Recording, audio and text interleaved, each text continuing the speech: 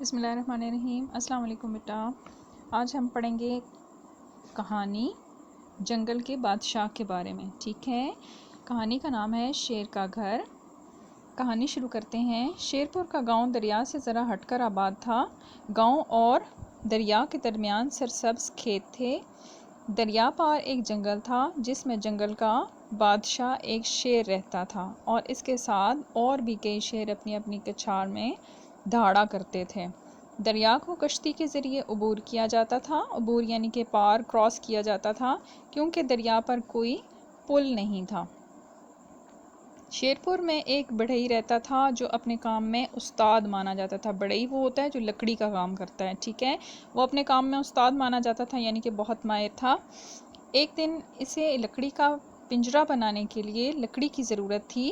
اس نے علل صبح یعنی کہ صبح سویرے اپنے بیٹے کو ساتھ لیا اور دریا کے پار جنگل میں چلا گیا۔ ایک درخت سے لکڑی کاٹی اور پنجرہ بنانے لگا۔ وہ اپنے کام میں مصروف تھا کہ ایک شیر آ گیا اور بولا، بڑے میاں کیا بناتے ہو؟ بڑھئی نے جواب دیا، جنگل کے بادشاہ کا گھر بنا رہا ہوں، یعنی کہ شیر کا گھر بنا رہا ہوں۔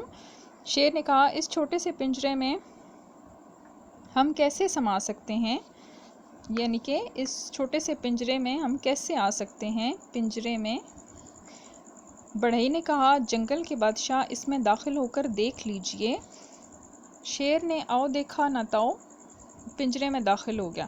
بڑھئی نے فوراً دروازہ بند کر دیا۔ اب شیر قید تھا اور پنجرے سے نکلنے کے لیے بے تاب یعنی کہ بے چین، ٹھیک ہے۔ اب شیر قید ہو گیا تھا اور پنجرے سے نکلنے کے لیے بہت بے چین تھا۔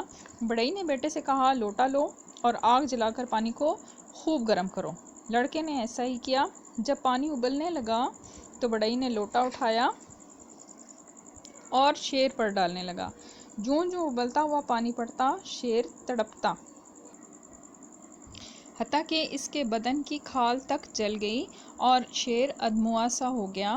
بڑھئی نے دیکھ کر پنجرے کا دروازہ کھول دیا۔ شیر باہر نکلا بے تحاشا جنگل کو بھاگ گیا، یعنی کہ باہر نکل کر وہ فوراً جو ہے وہ جنگل کی طرف بھاگ گیا۔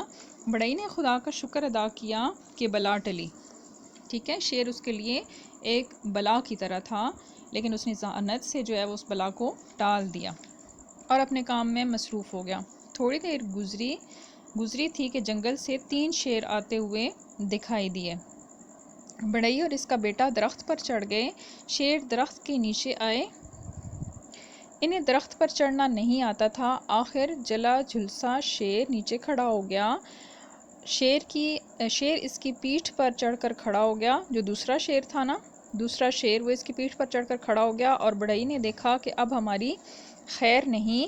اس نے چلا کر کہا، لوٹا لاؤ، ٹھیک ہے۔ بیٹے سے کہا کہ لوٹا لاؤ۔ یہ سننا تھا کہ نیچے والا شیر بھاگا، کیونکہ اس پر پہلے بھی گرم پانی پڑ چکا تھا، تو وہ تو ڈر کے بھاگ گیا۔ اوپر والے دونوں شیر بھی اوپر سے نیچے گرے اور بھاگ نکلے، جنگل میں جا گھسے اور پھر ادھر آنے کی کبھی کوشش نہ کی۔ بڑھئی کی حاضر دماغی نے نہ صرف شیروں کو بھگا دیا، بلکہ یہ بھی ثابت کر دیا کہ انسان جنگل کے بادشاہوں کا بھی بادشاہ ہے، یعنی کہ وہ اپنی عقل کو استعمال کرتے ہوئے بڑے سے بڑی جو ہے وہ طاقت اس پر قابو پا سکتا ہے۔ جیسے کہ شیر بہت طاقتور ہے، تو اس نے اپنی ذہانت سے جو ہے اس پر قابو پا لیا۔ تو اس کا اخلاقی سبق کیا ہوا؟ انسان کی حاضر دماغی اسے بہت سی مصیبتوں سے بچا لیتی ہے۔ اب بیٹا آپ لوگ اس کو اپنی جو اردو بی کی نوٹ بک ہے اس پہ نوٹ کریں اور مجھے سینڈ کر دیں۔ Thank you.